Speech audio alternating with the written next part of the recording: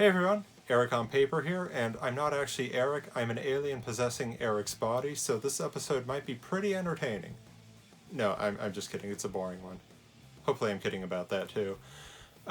If you know me, you know that Spawn is one of my favorite characters of all time. Yeah, growing up in the 90s, he was everywhere. I was excited for the movie, and then I saw the movie, and there were parts that I liked. Anyway, all kidding aside, I felt like doing another drawing of him for the channel since I had only colored in Todd McFarlane's art in the really cool coloring book they put out. And, I was asking, what pose should I do for Spawn? I do a lot of action poses, a lot of pinup things, and then the idea was presented to me of why don't you just have him sitting. And I thought, why not take the opportunity to do a more character driven piece? And I had a lot of time sitting on my butt to draw anyway, so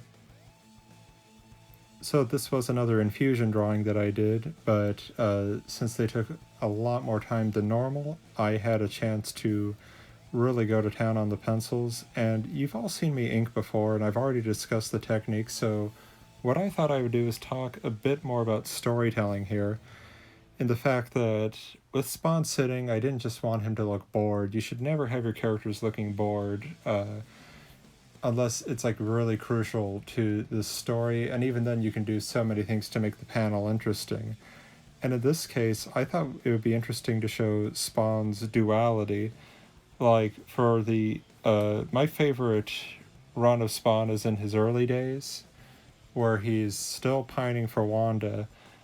But I thought it would be interesting to show the duality of Spawn's character, where he definitely has this really soft side to him, which is he still wants to be with his ex-wife, Wanda, and he loves Cyan, and so he's using the little bit of the limited power he has in this drawing to conjure up the image of her, which I thought would be sweet and metaphorical. Now I know that, of course, in the comics his power is limited. He wouldn't really do that, but it's fan art.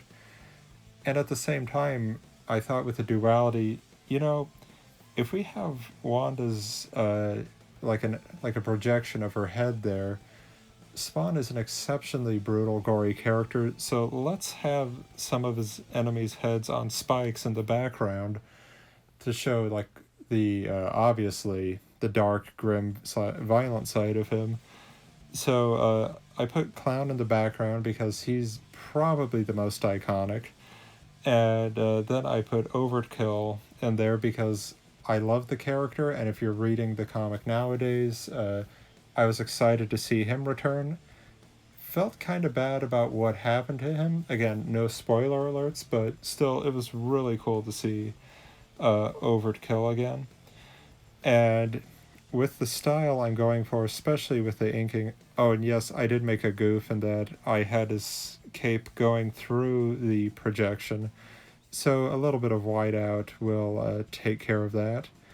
But anyway, with the inking, obviously, as everyone here is deduced, and I won't shut up about, I'm a huge McFarlane fan, but I have to give a ton of credit to Greg Capullo, because his inking style is really, I know that Todd started inking him and then eventually Capullo took over, but really it was a lot of what I loved growing up, a ton of grit and detail everywhere. And when I really have the time to sit down and do it, it's what I aspire to with all of the inking and feathering. And at a certain point, you can overdo it, I tend to find. So when I was teaching myself a bit of that style, it's all about making your page readable or making your drawing readable. And to do that, just give it what's called the squint test, and literally just squint. And if you can still read the image, you're doing okay. What I used to help break up the detail, because Spawn's throne in particular is comprised of like bits of bone and blood and not blood, but like bone and organs and garbage, just lots of disgusting stuff. And that could easily be really overwhelming. So I just had a lot of it fall into shadow. And even here you can see working on it. I ink spawn mostly with brush pens, except for the very fine details. But when it got to his throne, I did use brush pens for some of the broader areas, but then I went in with my microns and just started hatching and cross hatching and stipling like crazy.